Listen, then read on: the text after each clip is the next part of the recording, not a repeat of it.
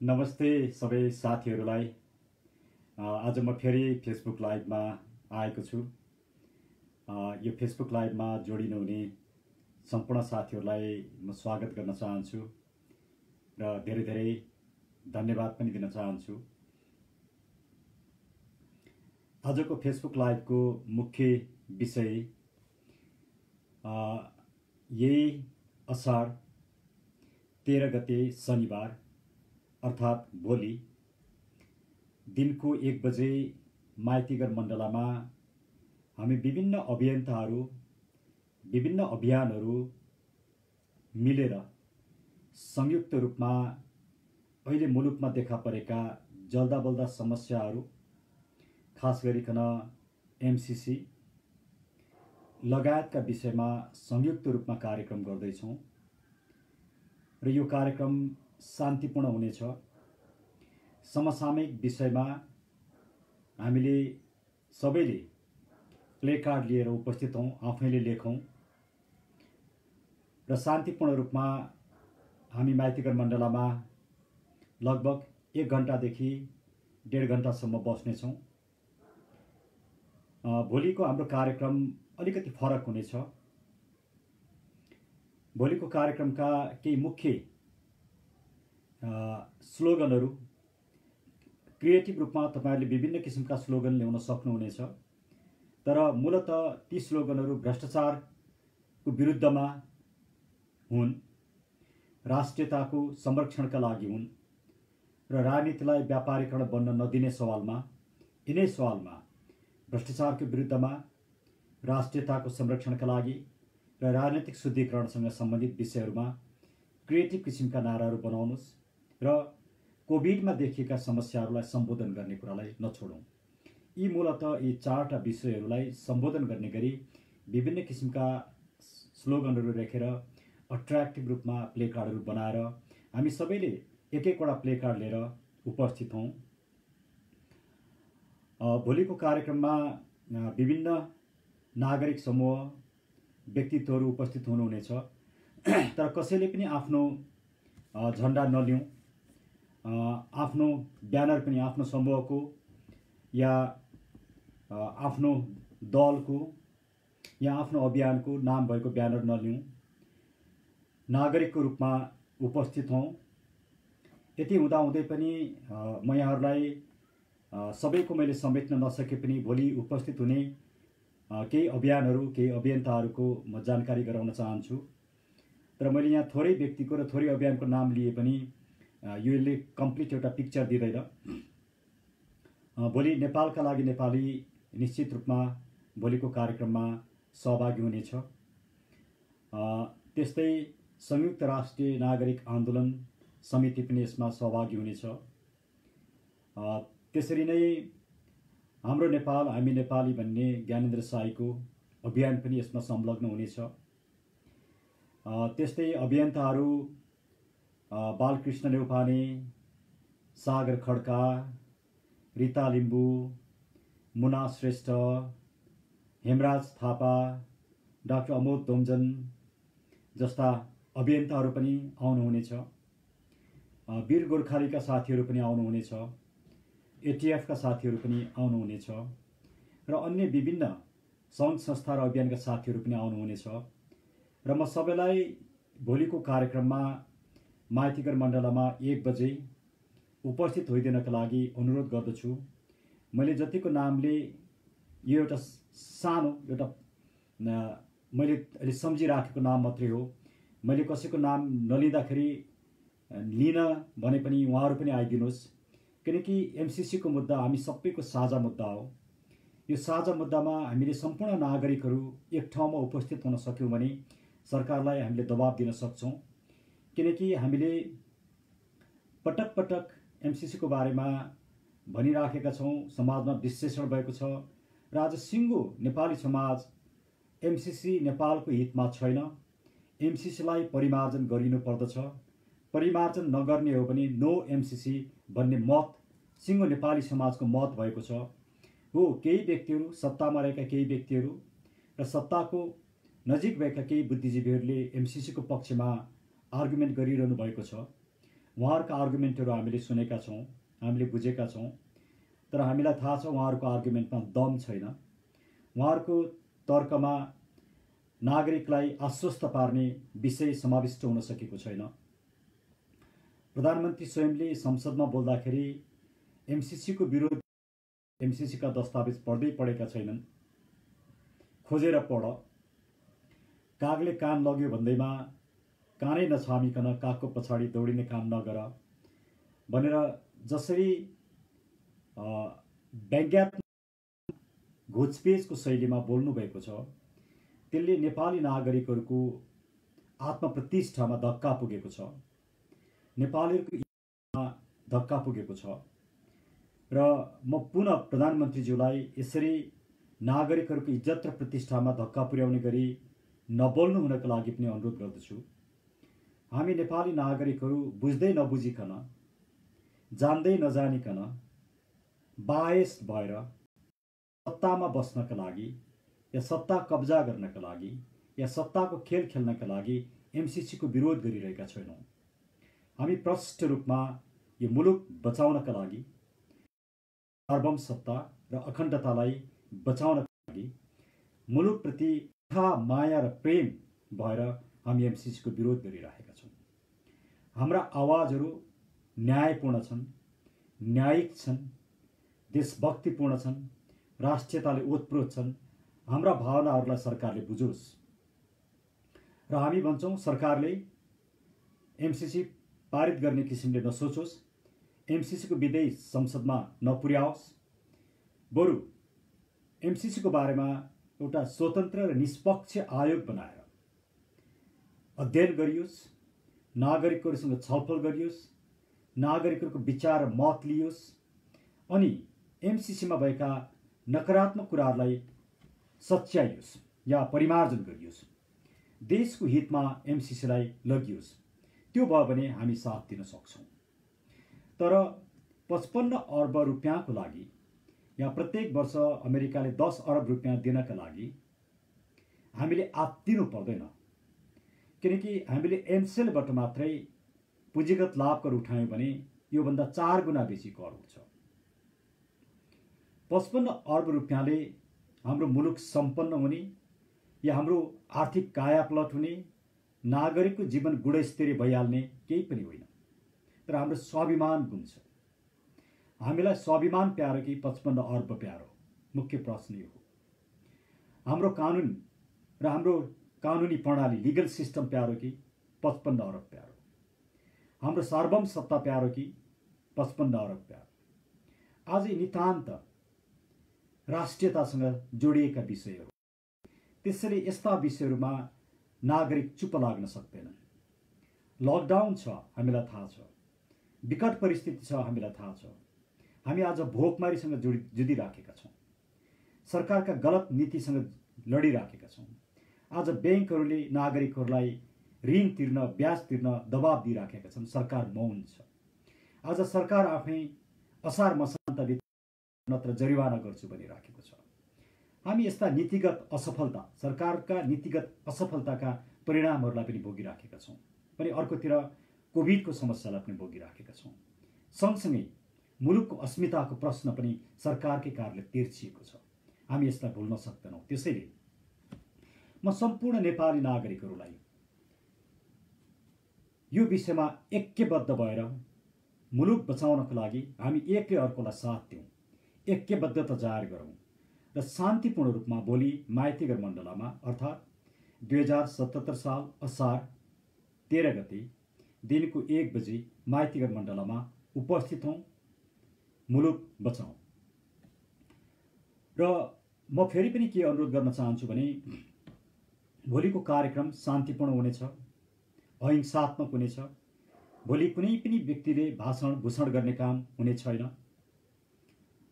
भोलि शान्तिपूर्ण रूपमा हामी सडकमा उभिनेछौँ, बस्नेछौँ, नारा लगाउनेछौँ, राष्ट्रिय गीत बजाउनेछौँ। हाम्रो मूलभूत कार्यक्रम यस्तै नै हुनेछ। र त्यो कार्यक्रममा कसैले पनि आफ्नो अभियानका पर्चाहरू, पम्पलेटहरू नबाँडिदिनु होला, आफ्नो अभियानको, आफ्नो दलको ब्यानर नल्याइदिनु होला। सबैले राष्ट्रिय झण्डा बोकेर आउनु होला।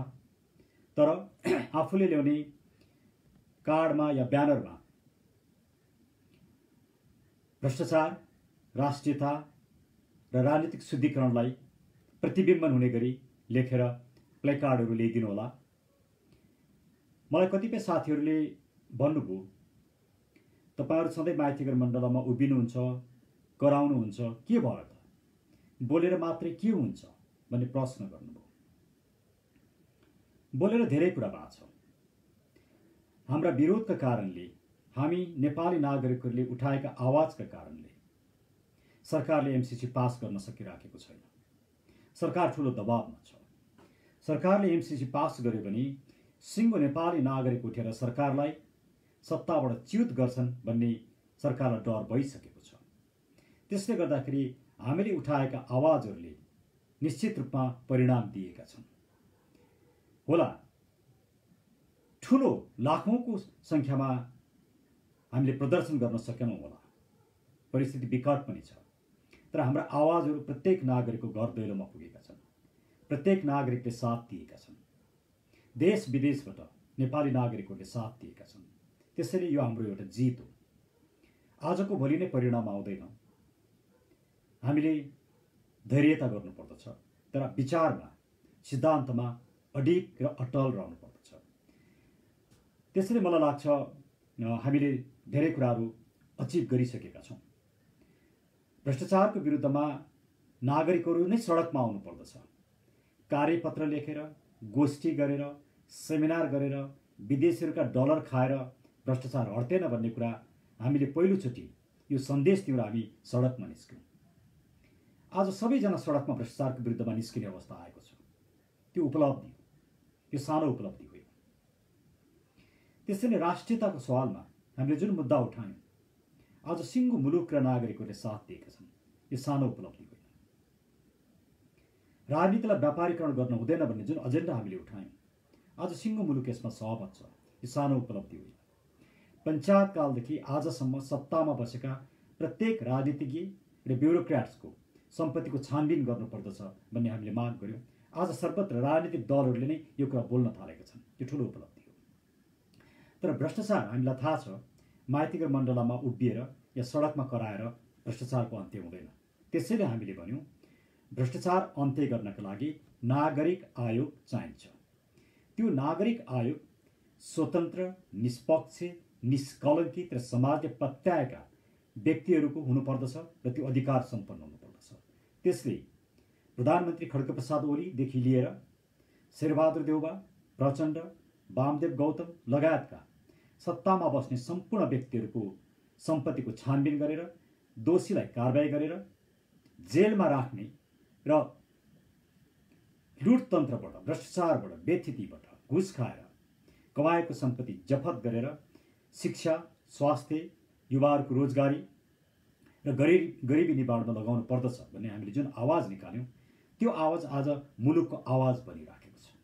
यो सानो उपलब्धि होइन। त्यसैले कराउने मात्रै काम हामीले गरेका छैनौँ, हाम्रा आवाजहरू नागरिक समक्ष पुर्याउने काम गरेका छौँ। यसमा मिडियाका साथीहरूले धेरै ठुलो भूमिका खेल्नु भएको छ। म ती साथीहरूलाई धेरै धेरै धन्यवाद दिन चाहन्छु र भोलिको कार्यक्रममा पनि म सम्पूर्ण मिडियाका साथीहरूलाई आइदिन अनुरोध गर्दछु। म ठुल्ठुला मिडियाका साथीहरूलाई पनि आइदिन अनुरोध गर्दछु। जब नागरिक सडकमा छन्, तपाईँ आफ्नो कार्यालयभित्र, आफ्नो कोठाभित्र नबस्नुहोस्। नागरिकका आवाजहरूलाई पनि स्पेस दिनुहोस् तपाईँको कार्यक्रममा। तपाईँ ठुला मिडियाले स्पेस दिनुभयो भने त्यो एकैबाजी धेरै नागरिकसम्म पुग्छ। हामी मुलुकको लागि काम गरिरहेछौँ। हामीलाई साथ दिनु तपाईँको नैतिक कर्तव्य र दायित्व पनि हो। तपाईँले हामीलाई साथ दिनु भएन भने तपाईँ मुलुकका समस्या सम्बोधन गर्नमा ढिलाइ गरिरहनु भएको छ। मुलुक ग्रस्त बन्दछ, त्यसले तपाईँ हामी गर्दछ। त्यसैले ठुला मिडियाका साथीहरूको पनि दायित्व बनेको छ, हामीलाई साथ दिनुहोस्। र म भोलिको कार्यक्रममा स्वतन्त्र नारी समूह लगायतका विभिन्न साथीहरू जोडिँदै हुनुहुन्छ र भोलिको यो कार्यक्रमलाई एकै ठाउँमा ल्याइदिनमा अमेरिकामा बसेर पनि मद्दत गरिदिनु हुने मेरा मित्र खगेन्द्र थापाज्यूलाई म धेरै धेरै धन्यवाद दिन चाहन्छु। वास्तवमा उहाँले यो संयोजनकारी भूमिका नखेलिदिनु भएको भए भोलि अभियन्ताहरू एक ठाउँमा आउने थिएनौँ। त्यसैले कहिलेकाहीँ विदेशमा बसेर पनि बहुत महत्त्वपूर्ण काम गर्न सकिन्छ।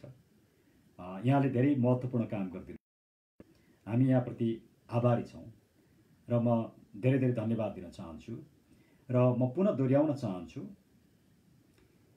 र निवेदन गर्न चाहन्छु, भोलि असार 13 गते 4 घण्टाको समय मुलुकको लागि दिइदिनुहोस्।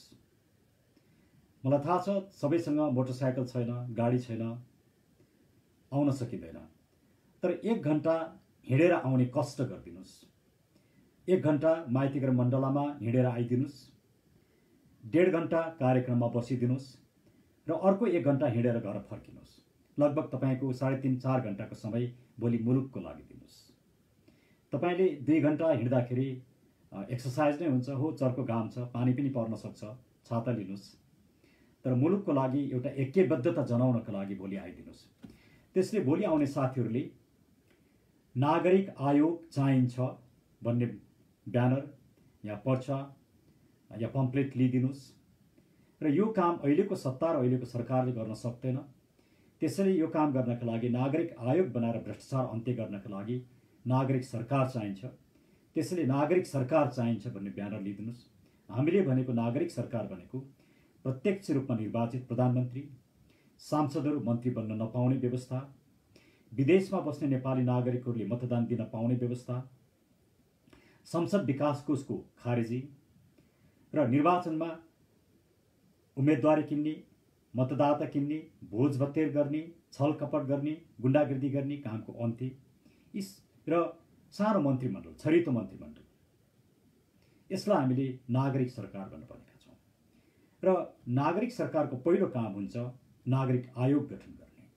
त्यसैले यदि यो सत्ता र सरकारले नागरिक आयोग गठन गर्न सक्दैन भने हामीले नागरिक सरकार चाहिन्छ भन्ने कुरा माग गरेका छौँ, त्यसलाई साथ दिनुहोस्। र नागरिक सरकारले पहिलो काम नागरिक आयोग गठन गर्नेछ। दोस्रो काम शिक्षा र स्वास्थ्यमा भएको व्यापारीकरणलाई अन्त्य गर्नेछ। तेस्रो काम युवाहरूलाई रोजगारी दिनेछ। र रोजगारी दिनकै लागि अहिले मुलुकको सबभन्दा ठुलो समस्या तर नउठाइराखेको समस्या यहाँका फाइनान्सियल इन्स्टिट्युसनहरू, बैंक, सहकारीहरू, यिनीहरू सबैभन्दा ठुलो समस्या बनेका छन्। चर्को ब्याज दर 16%, 14%, 20% ब्याज दरमा पैसा बाँड्ने साहुजीहरू बनेका छन्। दुनियाँमा कहीँ पनि यस्तो चर्को ब्याज हुँदैन।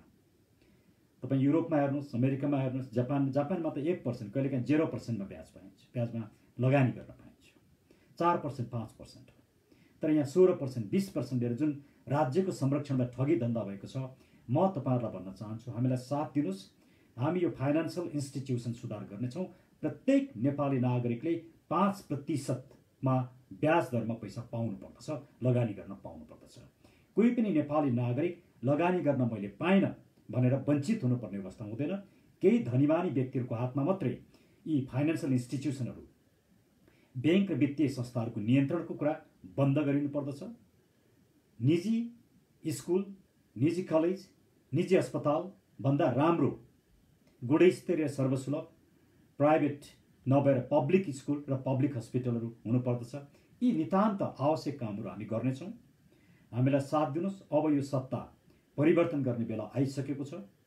निडर भएर मुलुकलाई बचाउनको लागि नागरिकको हैसियतमा नेपालको झन्डा लिएर सडकमा निस्किनुहोस्। नागरिक शक्तिलाई कसैले पनि पराजित गर्न सक्दैन।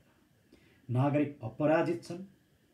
त्यसैले जब नागरिक एक ठाउँमा उभिन्छन् तब दुनियाँको कुनै पनि शक्तिले नागरिकलाई दबाउन सक्दैन। नेपालमा नागरिकलाई दबाउन सक्ने शक्ति न हिजो थियो, न आज छ, न भोलि नै हुनेछ। त्यसैले आफूमाथि विश्वास गरौँ, एकअर्कामाथि विश्वास गरौँ, नागरिक हुनुमाथि विश्वास गरौँ र राष्ट्रिय झन्डा लिएर भोलि 1 बजे माइतीघर मण्डलामा सम्पूर्ण नागरिकहरू उपस्थित हौँ। नागरिक आयोगको माग गरौँ, नागरिक सरकारको माग गरौँ, एमसीसी खारेज गर भनौँ, लिपुलेक कालापानी लिम्पियादुरा नेपालको हो, छिटै वार्ता गरेर त्यो भूमि हाम्रो कायम गर भनौँ, 10 अरबको हिसाब देऊ भनौँ, कार्पेट फेर्न बन्द गर भनौँ, संसद विकास कोष खारेज गर भनौँ, भ्रष्टाचार गर्ने अर्थमन्त्री राजीनामा दे भनौँ, यस्ता यावत नाराहरू उठाउँ। त्यसैले अब यो मुलुकलाई बचाउने दायित्व तपाईँ हाम्रो काँधमा आएको छ। हामीले यो दायित्व, यो ऐतिहासिक दायित्व, ऐतिहासिक अवसर हो। इतिहासका कठिन मोडहरूमा इतिहासले अवसर दिन्छ। आज मुलुक कठिन मोडमा छ, तर यो अवसर पनि हो। यो कठिन मोडमा छ भनेर हामी निराश भयौँ भने मुलुक सिद्धिन्छ। तर यसलाई हामीले अवसरको रूपमा लिएर मुलुक बनाउन थाल्यौँ भने मुलुक बन्छ, मुलुक बच्छ, हामीले परिकल्पना गरेको नेपाल बन्दछ। त्यसैले हामी एकजुट हौँ र तपाईँहरू सबैको साथ र समर्थन रहनेछ भन्ने अपेक्षाका साथ म आजको यो लाइभबाट बिदा हुन चाहन्छु र भोलि 1 बजे माइतीका सबैसँग भेट्ने अपेक्षा गर्दछु। धेरै धेरै धन्यवाद। नमस्कार।